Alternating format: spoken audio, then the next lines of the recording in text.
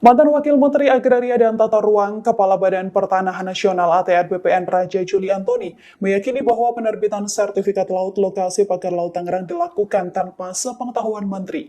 Hal ini disampaikan Raja Juli terkait keterangan bahwa sertifikat ini diterbitkan era pemerintahan Joko Widodo. Diungkapkan oleh Raja Juli, Peraturan Menteri 16 Tahun 2022, terutama Pasal 12, menjelaskan bahwa penerbitan SHGB di lokasi tersebut merupakan wewenang Kepala Kantor Pertanahan atau Kakantah Kabupaten Tangerang, sehingga di luar sepengetahuan Menteri, Wakil Menteri, seperti dirinya, hingga para pejabat kementerian. Raja Juli mengakui bahwa penerbitan sertifikat setiap tahunnya sudah didelegasikan wewenangnya kepada pejabat. Download Tribun X sekarang, menghadirkan lokal menjadi Indonesia.